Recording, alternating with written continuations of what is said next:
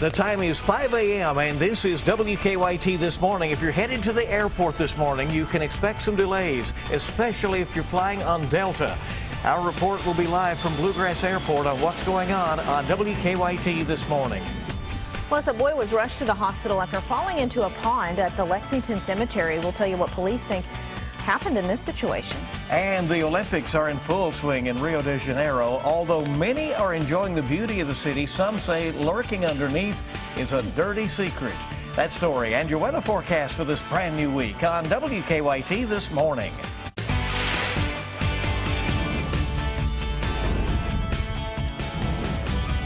This is WKYT This Morning.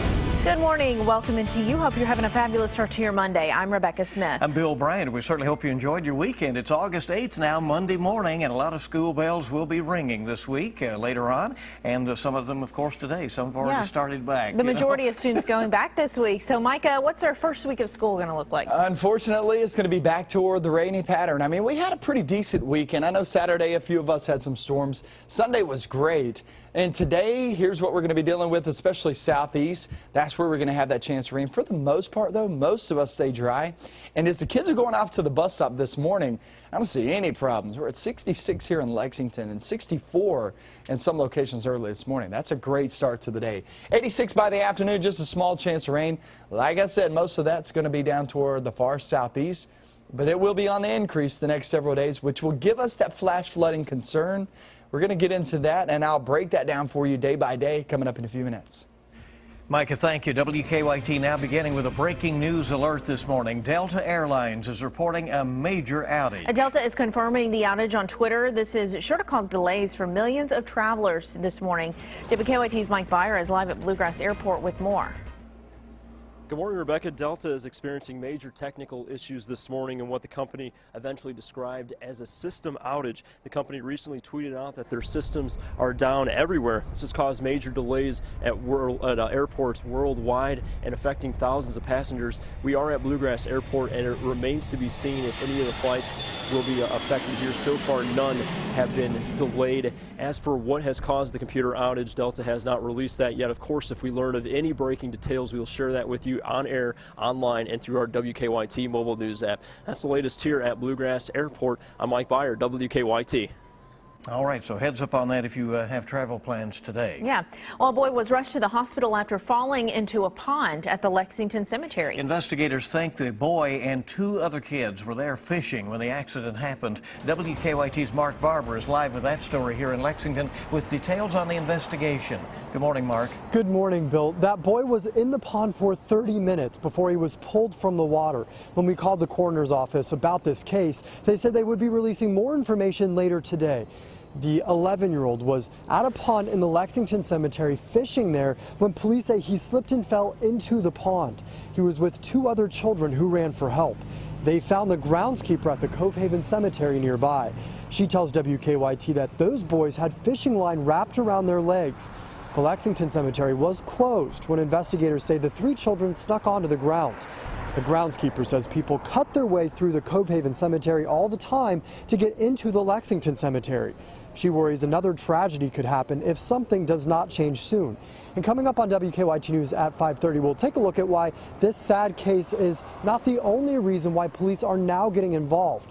We'll take a look at what they're trying to do to make sure this does not happen again. Live in Lexington, Mark Barber, WKYT. All right, Mark, thank you very much. Certainly a sad situation there. Yeah. 4 people are facing charges in connection to 2 Lee County murders. Kentucky State Police have arrested Anthony Taylor, Kevin Kendall, and Wesley Johnson on murder charges. Cassandra White was also arrested.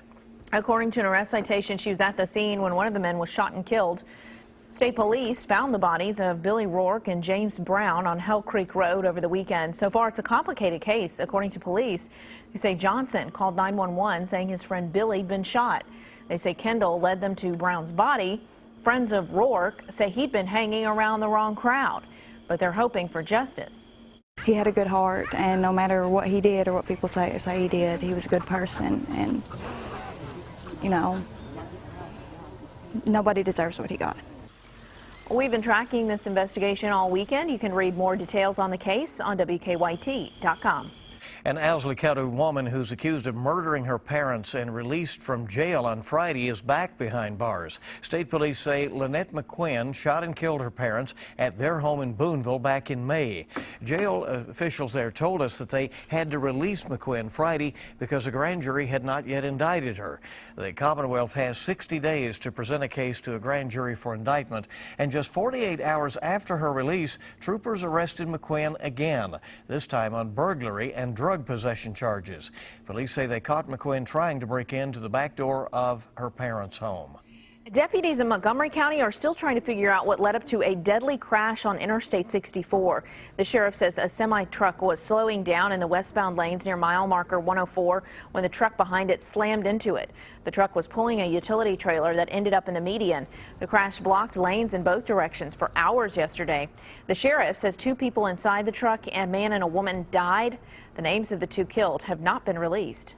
2 former Magoffin County school employees are expected to be in court this morning. Back in May, teacher Durrell Peters and maintenance worker Wendell King were arrested after police found 5 teenagers under the influence at a party at King's house. Police say the 2 of those teens were sent to the emergency room. Police say Peters and Leah Van Hoos were also in the home at the time of the party. Peters and King are charged with unlawful transaction with a minor, which is a misdemeanor. In international news this morning, the Olympics are in full swing and the beaches are a big part of Rio de Janeiro's beauty. But lurking there under the water, a dirty little secret: dead animals, garbage, raw sewage that flows from the area's poor communities. Lovely. Jamie Yukis takes us inside. A waterfall of trash and sewage flows from the top of Rocinha, Rio de Janeiro's largest favela. The Brazilian government promised improvements would be made after winning its Olympic bid in 2009. But residents say nothing has ever been done to treat the water. To host an Olympic event in Rio de Janeiro is equivalent of a father going through a difficult financial situation, decides to throw a party and invites all of his friends instead of taking care of his family. Luis Oliveira has lived here his whole life and walked us up and down treacherous stairs and through skinny alleyways. Rivers of garbage flow around every corner. All of that dirty water from the favela ends up here. And let me tell you, even 200 feet up, you can still smell a very foul odor. I already found many plastic bottles, rats, cats, dogs, condoms, syringes, and diapers. Marcelo Fadias' love of surfing puts him in water that could make him sick with anything from norovirus to hepatitis, according to a study commissioned by the Associated Press.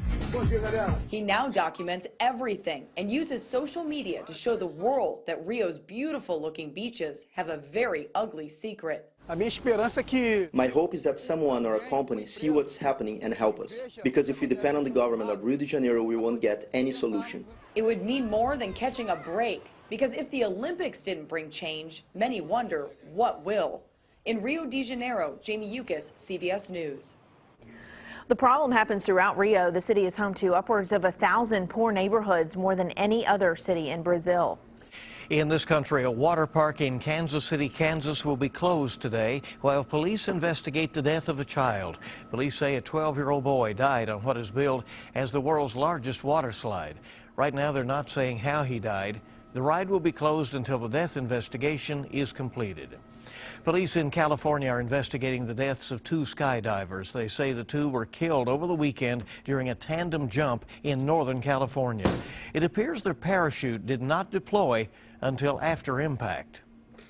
Back here in Kentucky, emergency crews had to rush a pilot to the hospital after his plane made an emergency landing in Shelby County.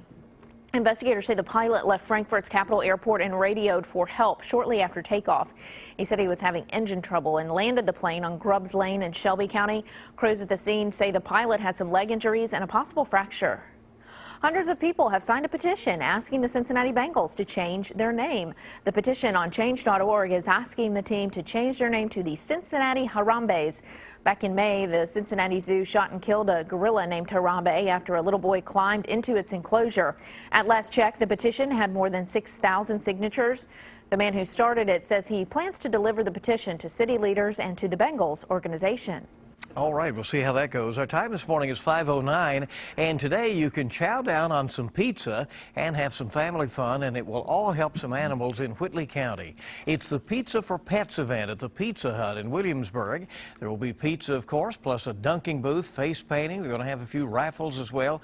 That event is from 5 until 8 o'clock this evening. All of the money raised will help the Knox Whitley Animal Shelter. Again, that event at the Williamsburg Pizza Hut later today. Hey, WKYT this morning is just getting started. So good to have you with us here on this Monday morning. A fisherman off the coast of California caught video of a huge shark leaping out of the water. Look at that. We'll show you more of this amazing footage when we come back. We're mainly dry for today, but I will tell you this. We have a lot of moisture down toward the Gulf of Mexico, and it's heading our direction. How much rain are we expecting? Any flash flooding concerns? We'll have all that coming up next. Now, your zone-by-zone forecast with meteorologist Micah Harris. We're in the 60s and 70s early this morning. If you look closely, we're at 70 degrees London, 70 degrees down in Middlesboro. This area is obviously much warmer than everybody else. We're at 64 right there at Mount Sterling, and that is a precursor of what you can expect later on this afternoon. And what that's telling you is that's where the clouds are located at this moment. So if we're going to see some rain today, it's going to be down toward the southeast. Most of the day stays dry. And really, when you start to see that pop up, it's not a lot of rain, but you could have a few rumbles of thunder as they pass on through. 86 degrees later on this afternoon. First day of school really isn't all that bad for a lot of people unless you are down toward the mountainous regions. That's the area that I do expect some showers and a few rumbles of thunder to spark up. There's a system just to the south of us. And what's going to happen is it's going to continue to throw moisture northbound as we travel throughout your next several days. Where the moisture is located today, though, you go anywhere from, say, I would say as far north as Laurel County, but Laurel County down toward Wayne County, stretch up the mountains and slide right up toward Pike County, and that is the area that I do expect at least a few rumbles of thunder and a couple of showers. The rest of us, just a pop-up shower is possible, but for the most part, we stay dry again today. Sunday was really nice, wasn't it? I mean, the humidity was way down this morning. Humidity is still down, but as we travel through the day, this moisture creeps northbound, and the farther it gets northbound, the worse it's going to feel. So traveling in through the next few days, yeah, it's not going to feel great, nor is it going to look that great, unfortunately. Back to school, here's the breakdown the next couple of days. So you know the breakdown for today. Let's talk about Tuesday, Wednesday, Thursday, as we do have those showers and thunderstorms in the forecast. And it's on and off. It's one of those hit and miss type of setups like we just went through the past couple of weeks. 87 there on Tuesday. And we'll be in the mid to upper 80s really throughout the rest of the work week, especially if you do not see rain. Here's your 7-day forecast and the breakdown of it. And we get in through the next several days. Today is that 30% chance of rain, like I was talking about. That is mainly for the southeast. And then we get off toward Tuesday, Wednesday, Thursday, Friday, all the way through your weekend. And look at that, guys. We're at 40% chance at least every single day. Now, I will expect it to be up that chance of rain there toward the weekend because that's when the actual front rolls through. I will tell you this. After Sunday, I'm seeing plenty of signs, plenty of signals saying we'll get out of this rainy pattern because back toward the west, there's a front over us toward the weekend as it looks right now. That's why I'm not jumping it up because confidence is still pretty low. But as of right now, the front's over us this weekend. As that passes on through, there is nothing back toward the west of us. Zero going on. So there's some good news for us. It does look like a dry pattern is coming, but it ain't this week. I can promise Potentially you would heat up, you would presume. Yeah, you would presume it would heat up, but at least it dries some things out. Yeah. That's exactly what we need. That's hot and dry is okay. It's that humidity that just beats you down, you know. Yeah, it was tough out there at Fancy. Oh, I bet. You had a good time, though. Yeah, it was pretty nice good time. there on the, in Grace Do they have a County. nice cold pool there at Fancy Farm? They do not. At least not. Maybe one year, right? Maybe in the future. The time this morning is 5:16 on WKYT. A shark off the coast of San Diego just wanted to be a dolphin for the day. Why not, huh? Fishermen got a once-in-a-lifetime show when they captured this video of Mako shark there, a Mako shark jumping out of the water several times. Check it out. The fishermen say they believe the shark was well over 500 pounds. Tremendous power it would take to do that. They caught the shark on the line. That's when it started leaping out of the water. After about 20 minutes, the shark won out and broke off the line and went swimming away. Huh. A fish story they'll never forget. Jump the shark, quite literally. Wow. Exactly. 5:17 now on WKYT on your Monday morning as you rise and shine, get ready to go on this new day. Yeah, get ready to be up and at it, right? Good luck with that. We've got to get your money up next. Hey, welcome back in. WKYT this morning on the air. Our time this morning is 5:20. It's August 8th. And a lot of folks already know that means school is starting, certainly for lots of folks. Well, everybody has their own personal taste, especially when it comes to music. And you all would agree with that around here, right? We know you do. Right. And that's why Spotify is making some changes. Yeah, you like the country. You do, yeah. Especially the And the old rock. classic Yeah. country, yeah. Plus, students at an Ohio university are getting an ATM that dishes out something even better than money. Marley Hall has the latest on your money. The U.S. trade deficit has climbed to a 10-month high, driven up by a spike in imports of oil, cell phones, and clothing. The Commerce Department reports the deficit rose to $44.5 billion in June, with imports outpacing exports. U.S. stocks rallied Friday after a better-than-expected jobs report. The Dow gained 191 points. The Nasdaq added 54. And music to the ears of Spotify fans, a new feature aimed at making it easier for subscribers to find new sounds that fit their personal taste. Release Radar is similar to the service's Discover Weekly playlist, but the focus is on recently released tunes. And the Pizza ATM will soon be here. Xavier University in Ohio is about to unveil a new contraption that pops out hot pizzas on demand for hungry students. It's the first machine of its kind in the U.S. so far. Students are giving it a thumbs up. That's your Money Watch. For more, log on to cbsmoneywatch.com. In New York, I'm Marley Hall. A pizza ATM. Well, see. Yes, how novel. See how that works out. I'm surprised it took this long. Yeah, but it sounds like the college kids crowd, whatever they like it, huh? Good to have you with us Monday morning on WKYT, and we're coming back with our top stories in just a few minutes. Sports is up next. We are in the 60s and 70s early this morning. If the kids are headed back to school today, it is a really nice start to the school year. It's great outside. It really doesn't feel bad whatsoever. And humidity is still down too. That's going to increase as we go through the day. Good news here is there's not a great chance of rain. Most of that, the rain chance in the forecast, which is a small chance, will be down toward the southeast. Let's check out sports, see what's going on.